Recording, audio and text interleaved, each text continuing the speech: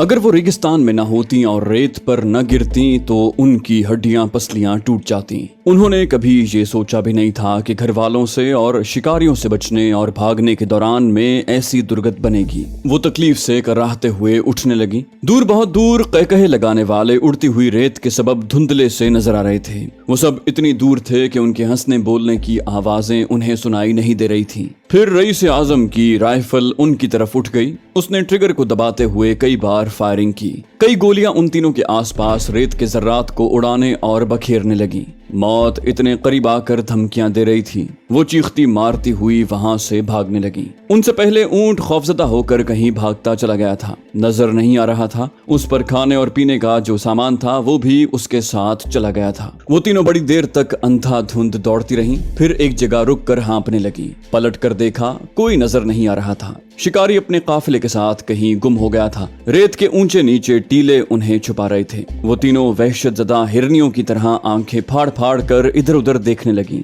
थोड़ी देर के बाद धीमी धीमी सी घंटियों की आवाजें आने लगी। जब भी ऊंट बस्ती के करीब से गुजरते थे तो उनकी घंटियों की आवाजें सहरा की लोक मौसीकी की तरह दिलों में उतरती थीं। लेकिन उस वक्त सूरे इसराफील की तरह उनके दिलों को धड़का रही थी। वो घंटियों की आवाजों को सुनते ही फिर वहां से भागने लगी। भागने का रास्ता हो और मंजिल का नामो निशान न हो तो चलने वाले और दौड़ने वाले भटकते ही रह जाते हैं। उनके साथ भी यही अलमिया था कि वो हद नजर तक फैलते हुए रेगिस्तान में समत का तायुन भी नहीं कर सकती थी कि वो जुनूब की तरफ दौड़ रही हैं या मगरिब की तरफ या शुमाल की तरफ या मशरिक की तरफ। उस वक्त सूरज सर पर था, वरना उसके झुकाव से अंदाजा हो सकता था कि मगरिब किधर है। एक समत मालूम होने से बाकी 3 समतें भी समझ में आ जाती। आधा दिन गुजर चुका था। शिकारी अब देर नहीं करना चाहते थे। वहीं कहीं उन्हें पकड़ कर खैमे लगाना चाहते थे। इसलिए अब घंटियां तेजी से बज रही थीं। वो समझ गईं कि शिकारियों के ऊंट अब करीब आ रहे हैं। शिकारी अब उन्हें ढील नहीं देंगे और वो तीनों ऊंट की रफ्तार से ज्यादा तेज नहीं भाग सकेंगी। फिर भी वो भागने और खुद को बचाने के लिए कोशिशें कर रही थीं।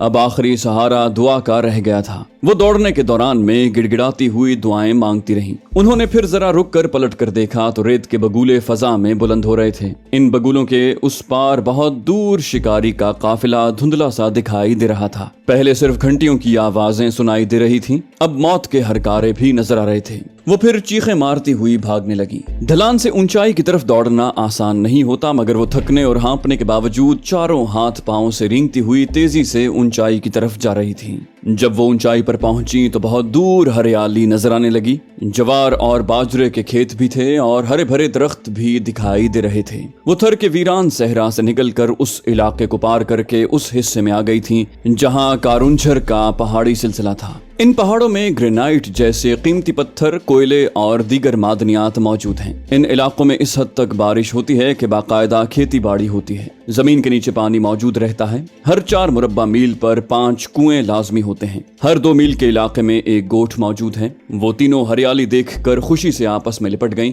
फिर ख्याल आया कि शिकारी ताकुब में हैं और वो फिर भागने लगीं। अब ऊंटों की रफ्तार भी बढ़ गई थी। वो शिकारी नहीं चाहते थे कि वो तीनों किसी आबादी में पहुंच जाएं। राहु दादा ने यकीन दिलाया कि उस इलाके की पहली बस्ती बहुत दूर है। खेतों के अतराफ किसानों की झुग्गियां हैं। वो राहु दादा के आगे सर झुकाते हैं। शिकार के मामलात में मुदाखलत नहीं करेंगे। अब वो जी जान से आखिरी मुस्तहकम उम्मीदों के साथ दौड़ रही थी। बिल्ली चूहे का खेल खत्म हो चुका था। आखिरी मरहले पर शिकार पर झपटना रह गया था। इसलिए वो तेजी से ताकुब में चले आ रहे थे। दौड़ने वालियां खेतों के करीब पहुंचने वाली थीं। तभी फायरिंग होने लगी। वो इस तरह फायरिंग कर रहे थे कि नाजुक हिरनियां जख्मी न हो। सिर्फ दहशत बढ़ जाए कि गोलियां उन तक पहुंच सकती हैं और वो बचकर कहीं जा न पाएंगी। उन्हें खेतों में ही दबोच लिया जाएगा। अपने आसपास से गुजरने वाली गोलियों से सहम कर वो चीख रही थी और फिर मदद के लिए किसी को पुकार रही थी। ऐसे ही वक्त अचानक घंटियों की आवाजें थम गईं। फायरिंग भी बंद हो गई। शिकारी रईस आजम और राहु दादा ने देखा एक ऊंट पर बैठा मुसल्ला ताबेदार चीख मार कर ऊंट से गिर पड़ा था और अपने लहू में भीग कर रेत पर तड़प रहा था। किसी ने उसे गोली मार दी थी। वो सब रुक कर मालूम करना चाहते थे कि किसने ऐसी जुर्रत की है। उसी वक्त दूसरा मुसल्ला ताबेदार दूसरी गोली खाकर गिरा। तीसरी गोली रईस आजम के करीब से गुजरी। राहु दादा फौरन ही मुहार को खींचता हुआ अपने आका के ऊंट को दूसरी तरफ मोड़ कर ले जाने लगा। काफिले में खलबली मच गई थी। वो सब भागते हुए मुंतशिर होने लगे, रेत के मुख्तलिफ टीलों के पीछे जाने लगे। तीनों लड़कियां रुक गई थी, जमीन पर गिर पड़ी थी। अगर गैबी मदद न पहुंची तब भी वो आगे बढ़ने के काबिल नहीं रही थी। उन्हें थक कर गिरना ही था, सो गिर पड़ी। धूप और गर्मी की शिद्दत थी, मुसलसल दौड़ते रहने के बाद सांस फूल रही थी। वो हाँपती हुई उन शिकारियों को देख रही थी जो पसपा हो रहे थे और अपनी हिफाजत के लिए टीलों के पीछे छुप रहे थे। छुपने के दौरान में उनका एक और मुसल्ला ताबेदार मारा गया था। वो सब ऊंटों से उतर गए थे। राहु दादा ने चीख कर पूछा, कौन हो तुम? हम समझ गए हैं तुम अकेले हो, क्या तुम्हारी शामत आई है? कोई जवाब नहीं मिला। वो इंतजार करने लगे। दूसरी तरफ खामोशी उन्हें मुतजस्सिस और परेशान कर रही थी। राहु दादा ने फिर आवाज बुलंद की, हम कहते हैं सामने आओ या बात करो, बताओ कि तुम कौन हो। वो तीनों इधर उधर देख ही रहे थे। फिर उन्हें दूर एक झाड़ी के पीछे एक भारी भरकम मोटरसाइकिल नजर आई। उसके करीब एक कद आवर सेहतमंद नौजवान खड़ा था। हाथ के इशारे से वो लड़कियों को कह रहा था कि वो सीधी एक तरफ खेत में भागती चली जाएं। फिर उसने अपनी गन की तरफ इशारा करके समझाया कि फिर गोलियां चलने वाली हैं। वो तीनों उठकर खेतों में आईं, जिधर उस जवान ने जाने को कहा था। वो उस तरफ भागने लगी। रईस आजम ने कहा, राहु वो देखो भाग रही हैं, हमारे हाथ से निकल जाएंगी। इन्हें करीबी आबादी तक पहुंचने से पहले रोको, फायर करो। इस बार सब ने बैक वक्त फायरिंग की, लेकिन वो लड़कियां शूटिंग रेंज से दूर चली गई थी। फिर देखते ही देखते दरख्तों के पीछे नजरों से ओझल हो गईं। राहु दादा गालियां देते हुए कहने लगा, कुत्ते,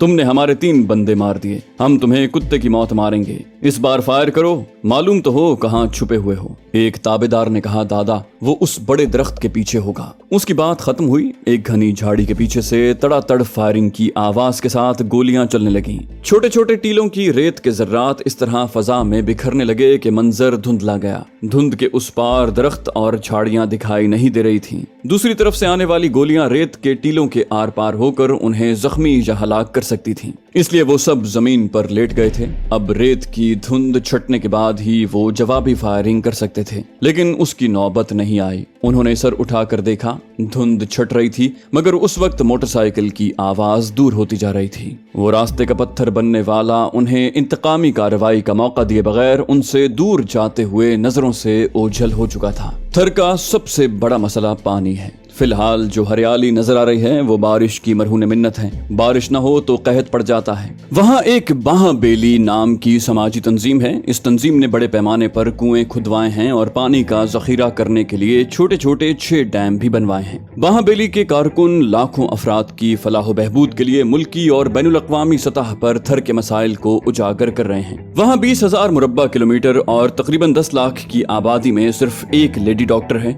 बाहाबेली के कारकुन इलाज, मौलजे और बच्चों की तालीम के सिलसिले में भी अहम फराइज अंजाम दे रहे हैं। ये तंजीम पूरे इलाके में मशहूर है। पुलिस और इंतजामिया के ओहदेदार भी उनसे ताउन करते हैं। वो उन तीनों लड़कियों को बाहाबेली के सदर के पास ले आया, फिर उसे अपना शनाख्ती कार्ड दिखाकर कहा, मेरा नाम वो है। अगरचे नाम मुख्तसर और अजीब सा है, ताहम मैं बहुत बड़ा नाम नहीं, बहुत बड़ा काम करना जानता हूँ। आजकल मैं केटी बंदर में मसरूफ रहता हूँ। यहाँ अपने खानदान के एक बुजुर्ग से मुलाकात के लिए आया था तो ये मजलूम लड़कियां नजर आईं।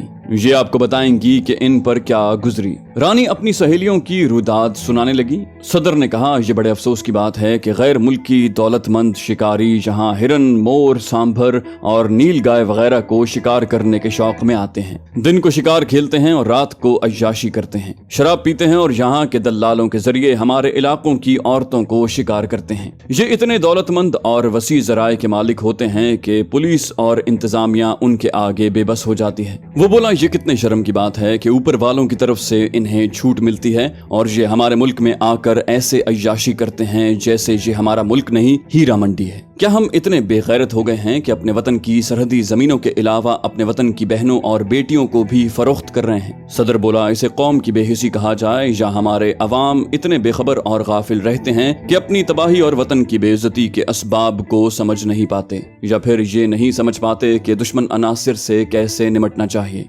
बाहाबेली के सदर ने कहा, तुमने इन लड़कियों को बड़ी जवां मर्दी से बचाया है, फिक्र न करो, अब हमारी तंजीम इनकी हिफाजत करेगी। वो बोला, मैं यही चाहता हूँ, कल मुझे केटी बंदर जाना है, मैं वहाँ से फारिग होकर आऊंगा। अगर इन लड़कियों के सिलसिले में कोई दुश्वारी पेश आएगी तो मैं इन्हें कराची के किसी फलाही इदारे में पहुंचा दूंगा। उसने कुलसी, तारा और रानी को इत्मीनान दिलाया कि वो उस तंजीम के साए में महफूज रहेंगी और वो उनकी खैरियत मालूम करने जल्द ही वापस आएगा। फिर वो वहाँ से चला आया। उसने मारिया से वादा किया था कि कल उससे मिलने आएगा, इसलिए वो रात गुजारने के लिए कराची चला गया। हैरल्ड जॉन अपने दफ्तर में था। उसके सामने मेज की दूसरी तरफ मारिया और एक असिस्टेंट डायरेक्टर बैठे हुए थे। मारिया ने हैरल्ड जॉन से कहा, आपका शुबा दुरुस्त था, उसका ताल्लुक इंटेलिजेंस डिपार्टमेंट से है, लेकिन वो दिलो जान से मेरा आशिक बनने के बावजूद मुझसे अपनी असलियत छुपा रहा है। मुझसे कह रहा था कि मुहिब्बे वतन है और मुल्क और कौम की बेहतरी के लिए वो मुआहिदा देखना चाहता है जो आपके और हुकूमत पाकिस्तान के एक आला ओहदेदार के दरमियान यहाँ एक बिजली घर के सिलसिले में हुआ है। असिस्टेंट डायरेक्टर ने सवाल किया, तुमने ये नहीं पूछा कि वो मुआहिदा कैसे पढ़ेगा जबकि हैरल्ड साहब उसे छुपा कर रखते हैं? मारिया बोली, मुआहिदे की इस फाइल को चुराने का कोई मंसूबा उसके जहन में है। मुझे यकीन है कि वो बड़ी चालाकी और हेरा फेरी से इस फाइल को चुरा सकता है। वो बहुत ही गहराई तक पहुंचने की सलाहियत रखता है, इसलिए मुझसे ऐसी फाइल के बारे में पूछ रहा था जिस पर सुर्ख फीता लगा हुआ है। असिस्टेंट डायरेक्टर यानी एडी ने कहा, उस नौजवान के पीछे यकीनन इंटेलिजेंस के अफसरान होंगे। वो टॉप सीक्रेट वाली फाइल अब यहाँ न रखी जाए तो बेहतर है। डायरेक्टर जनरल यानी डीजी हैरल्ड जॉन ने कहा, हमने इस फाइल को इसीलिए इस्लामाबाद वाले दफ्तर में नहीं रखा, वहाँ इंटेलिजेंस वाले किसी भी वक्त छापा मार सकते हैं। ये तवक्को नहीं थी कि वो यहाँ केटी बंदर तक चले आएंगे। कल रात मारिया ने मुझे ये तमाम बातें बता दी थी। मैंने सोच लिया है कि अब हमें क्या करना है। एडी ने पूछा, आप क्या करना चाहते हैं? वो बोला, मैंने कराची में अपने मुल्क के सिफारत खाने वालों से कह दिया है कि वो तुम्हारे लिए कल की फ्लाइट से एक सीट हासिल कर लें। तुम आज ये टॉप सीक्रेट वाली फाइल यहाँ से ले जाओ और इसे लंदन ऑफिस में पहुंचा दो। मारिया ने कहा, कल वो आएगा, मैं उससे क्या कहूंगी? हैरल्ड बोला, यही कि कारोबारी मुआहिदा किसी दूसरे को दिखाया नहीं जाता, लेकिन तुम्हारे डैडी तुम्हें इतना चाहते हैं कि केटी बंदर बिजली घर की फाइल उसे पढ़ने के लिए दे देंगे। कल वो आएगा तो उसे मेरे दफ्तर में ले आओ। वो मुस्कुराकर बोली, वो मुझे आपकी बेटी और आपको ऐसा बाप समझ रहा है जो बेटी की मोहब्बत और जिद के सामने झुक जाता है, लेकिन सर वो सुर्ख फीते वाली फाइल के बारे में पूछ रहा था। हैरल्ड ने कहा, उसकी परवाह न करो, मैं उसे सुर्ख फीते वाली फाइल भी दिखा दूंगा। डीजी हैरल्ड जॉन ने अपनी रिवॉल्विंग चेयर से उठकर आहनी सेफ को खोला, उसमें से सुर्ख फीते वाली फाइल निकाली जिस पर टॉप सीक्रेट लिखा हुआ था। फिर वो फाइल अपने एडी को देते हुए कहा, कल दोपहर 2 बजे की फ्लाइट है, इसे भी यहाँ से ले जाओ। कल रवानगी से पहले फोन पर राब्ता करो ताकि मुझे इत्मीनान रहे। एडी ने फाइल लेकर मारिया से पूछा, क्या तुम अभी यहाँ बैठोगी? वो बोली, हाँ, मुझे इस सिलसिले में कुछ और बातें करनी है। वो डीजी हैरल्ड जॉन के सामने एक मातहत की हैसियत से बैठी रही, जबकि वो बज़ाहिर उसकी बेटी कहलाती थी। किसी बड़े मिशन में कामयाब होने के लिए एक या एक से ज्यादा हसीन तरीन, चालाक और तरबियत याफ्ता दोशीज़ाओं को रखा जाता है ताकि उन्हें चारा डालने और जाल फेंकने के लिए काम में लाया जा सके। मारिया इस फर्ज की अदायगी में कामयाब हो रही थी। आइंदा भी कामयाबी हासिल करने के लिए अपने बॉस हैरल्ड जॉन से मशवरा कर रही थी। एडी इस सुर्ख फीते वाली फाइल को एक बड़े कागज के लिफाफे में रख कर दफ्तर से बाहर आया। इस दफ्तरी इमारत के दाखिली दरवाजे पर और अहाते के मेन गेट पर गैर मुल्की मुसल्ला गार्ड्स थे। उन्होंने उसे देखकर सलूट किया और उसके लिए मेन गेट खोल दिया। उसने अपनी कार में बैठकर फाइल वाले लिफाफे को साथ वाली सीट पर रखा, लिबास के अंदर से रिवॉल्वर निकाल कर चेक किया, वो पूरी तरह लोड था। उसने दोबारा उसे लिबास के अंदर रख कर कार को स्टार्ट करते हुए आगे बढ़ाया। फिर अहाते के मेन गेट से निकलकर अपने बंगले की तरफ जाने लगा ताकि अपना जरूरी सामान एक अटैची में रख कर कराची के लिए वहाँ से रवाना हो जाए। वो लोग पिछले बरस केटी बंदर आए थे और वहाँ बाकायदा उन्होंने अपने दफातर कायम किए थे, रिहाइश भी इख्तियार की थी। इस अरसे में उनके खिलाफ किसी भी किस्म की मुखालिफाना कार्रवाई करने वहाँ कोई नहीं आया था। वहाँ के मकामी बाशिंदे ऐसे गरीब और जी हुजूर कहकर सर झुकाने वाले थे कि उनकी तरफ से गैर मुल्कियों की आमद पर कभी एहतजाजी तहरीक पैदा नहीं हुई थी। उसके बरक्स वो मुलाजिमों की हैसियत से उनकी खिदमत करने लगे थे। वो उनकी रिहाइश गाहों और दफातर में रोजगार से लगे हुए थे। कोई खतरा तो क्या, किसी खतरे का अंदेशा भी नहीं था। एडी इत्मीनान से कार ड्राइव करता हुआ जा रहा था। आगे रास्ते में 10-12 ऊंट इस तरह जा रहे थे कि उसका रास्ता रुक गया था। उसने कार रोक ली। सड़क की चौड़ाई इतनी कम थी कि वो इन ऊंटों को ओवरटेक करके आगे नहीं जा सकता था। उसने कार कार रोककर खिड़की का शीशा नीचे करते हुए एक सारबान को हाथ का इशारा किया कि वो ऊंटों को एक कतार में करे ताकि उसे आगे जाने का रास्ता मिले। उसी वक्त एक शख्स ने कार की खिड़की के पास आकर उसकी कनपटी से रिवॉल्वर की नाल लगा दी। उसने कनखियों से देखा, रिवॉल्वर वाला कोई मकामी लग रहा था। वो इस तरह अचानक आया था कि एडी अपने लिबास के अंदर से अपना रिवॉल्वर नहीं निकाल सका था। कार के दूसरे दरवाजे पर दस्तक सुनाई दी। उसने देखा वहां भी एक मकामी शख्स रिवॉल्वर लिए हुए खड़ा था और दरवाजा खोलने का इशारा कर रहा था। उसे दरवाजे का लॉक खोलना पड़ा। दूसरा शख्स अंदर आकर उस फाइल वाले लिफाफे को उठाकर उसके साथ बैठ गया और हाथ आगे बढ़ाकर पिछले दरवाजे के लॉक को खोल दिया। पहले वाला पिछली सीट पर आकर आराम से बैठ गया और रिवॉल्वर की नाल खोपड़ी के पिछले हिस्से से लगा दी। दूसरे ने तलाशी लेकर उसके लिबास के अंदर से रिवॉल्वर निकाल लिया। उस वक्त तक तमाम ऊंट एक कतार में हो गए थे। आगे वाले ने कहा, come on, drive on a hair. वो कार स्टार्ट करके आगे बढ़ाते हुए बोला, तुम कौन हो? मकामी नहीं हो सकते तुम। हमें बताया गया है कि यहाँ के मकामी बाशिंदे नाखानदा हैं, जबकि तुम अंग्रेजी बोल रहे हो। वो बोला, हम जो भी हैं उस वक्त तक तुम्हें नुकसान नहीं पहुंचाएंगे जब तक तुम हमारे अहकामात की तामील करते रहोगे। एडी ने पूछा, तुम चाहते क्या हो? वो बोला, फिलहाल हम जहाँ कह रहे हैं वहाँ गाड़ी ले चलो। एडी मजबूर था, उनके अहकामात की तामील करने लगा। अपने बंगले की तरफ जाने वाला रास्ता छोड़कर उनके बताए हुए रास्ते पर चलने लगा। वो दूसरे दिन 11 बजे केटी बंदर पहुंचा। मारिया अपनी कार लेकर घाट पर आई थी। उसने कार से बाहर निकलकर मुस्कुराते हुए उसका इस्तकबाल किया। करीब आकर बोली, जी चाहता है गर्दन में बाहें डालकर सीने से लग जाऊं और अपने धड़कते हुए दिल को आराम पहुंचाऊं। वो बोला, ऐसा शादी के बाद भी सरेआम नहीं होगा। हमारी तहजीब में मियाँ बीवी के ताल्लुकात बेडरूम की 4 दीवारी के अंदर होते हैं। बाहर सिर्फ प्यार भरी गुफ्तगू होती है और मुहज़्ज़ब अंदाज में मोहब्बत का इजहार होता है। वो कार में आकर बैठ गए। मारिया ने उसे स्टार्ट करके आगे बढ़ाते हुए कहा, एक बहुत बड़ी खुशखबरी है। मैंने डैडी से जिद करके अपनी बात मनवा ली है। वो बोला, क्या वो हमारी शादी के लिए राजी हो गए? मारिया बोली, शादी के लिए नहीं, केटी बंदर बिजली घर का फाइल तुम्हें दिखाने और पढ़ाने के लिए राजी हो गए। वो बोला, ताज्जुब है, मुझे तवक्को नहीं थी कि वो इतनी बड़ी बात मान लेंगे। मारिया बोली, उन्होंने कहा है कि वो एक सीधा सादा सा कारोबारी मुआहिदा है और हमारी कंपनी के ताउन से पाकिस्तानी कौम को फायदा पहुंच सकता है, तो वो तुम्हें मुतमईन करने के लिए उसूल के खिलाफ वो मुआहिदा तुम्हें पढ़ने के लिए दे देंगे। जवान ने पूछा, कब पढ़ने के लिए देंगे? मारिया बोली, आज और अभी हम उनके दफ्तर जा रहे हैं। वो बोला, इश्क में बड़ी दुश्वारियां पेश आती हैं, लेकिन तुम्हारे इश्क ने मेरा काम आसान कर दिया है। मारिया मसनूई नाराजगी से बोली, मैंने इतना बड़ा काम किया है मगर तुम अजनबियों की तरह बैठे हो। वो उसके हाथ पर हाथ रख कर बोला, तुम नहीं जानती मैं तुम्हें हासिल करने के लिए किस कदर बेचैन हूँ, मगर सब्र कर रहा हूँ। अगर तुम सब्र करना नहीं चाहती तो आज ही मेरे साथ कराची चलो। वो बोली, मैं चलने के लिए तैयार हूँ, मगर डैडी यहाँ की हुकूमत के ताउन से तुम्हें गिरफ्तार करवा देंगे और मुझे वापस ले आएंगे। वो बोला, कोई बात नहीं, तुम सुहाग रात तो मनाओगी, मैं अपने अंजाम की परवाह नहीं करता। कार दफ्तरी इमारत के अहाते में पहुंचकर रुक गई। वो कार से उतरकर इमारत में दाखिल हुए। एक कॉरिडोर से गुजरकर दूसरे कॉरिडोर में पहुंचे। मारिया ने एक दरवाजे पर हल्की सी दस्तक दी। उसे जरा सा खोल कर पूछा, हाय डैड, क्या हम अंदर आ सकते हैं? आवाज आई, कम ऑन बेबी। वो दोनों अंदर दाखिल हुए। हैरल्ड ने उठकर वो से मुसाफा किया, फिर कहा, बैठो। तुम मुझे कोई जादूगर मालूम होते हो। मेरी बेटी पर क्या जादू किया है? ये मुझसे ऐसी बातें मनवा लेती है जो मेरे उसूल के खिलाफ हैं।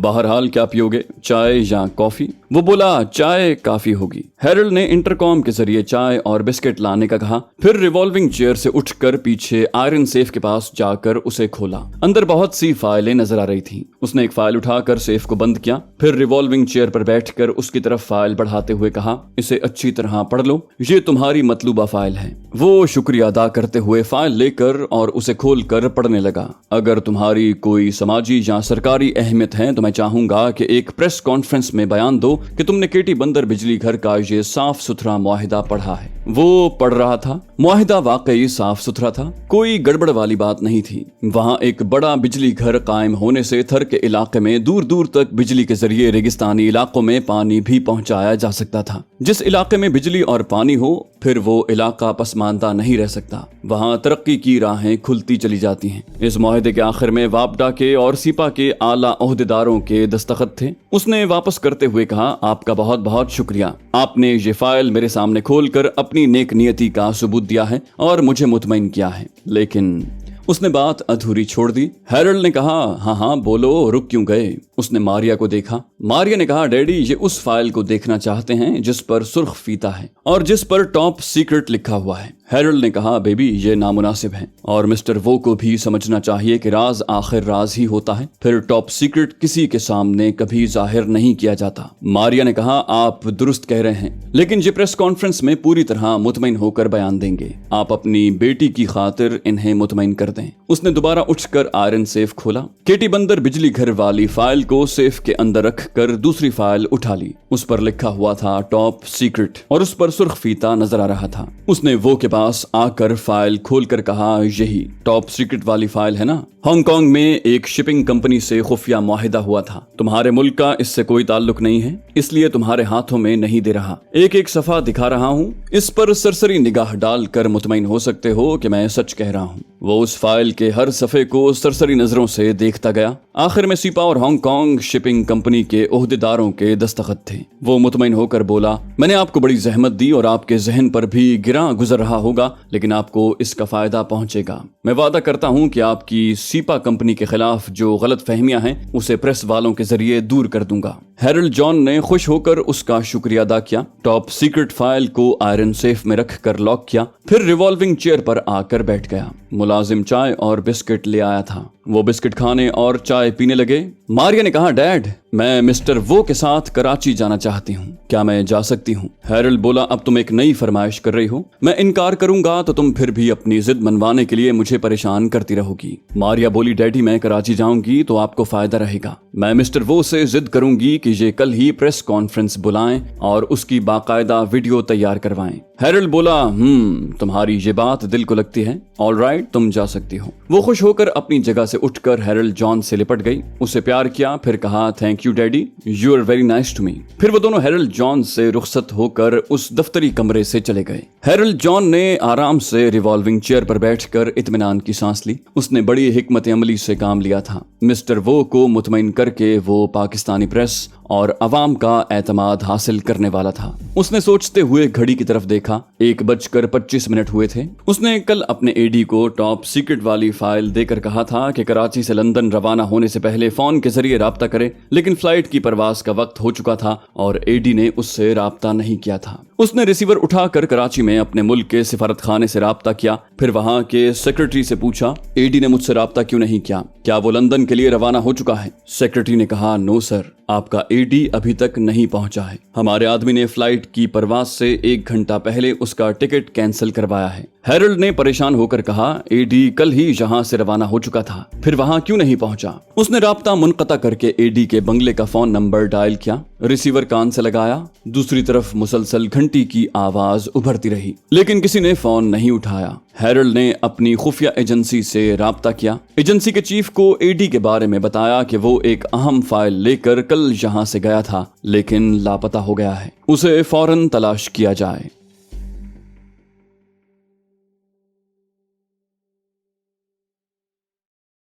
तो दोस्तों, ये थी हमारी आज की एपिसोड। उम्मीद करते हैं आपको हमारी कहानी पसंद आई होगी। जाने से पहले इस वीडियो को लाइक कीजिए और शेयर करना मत भूलिए।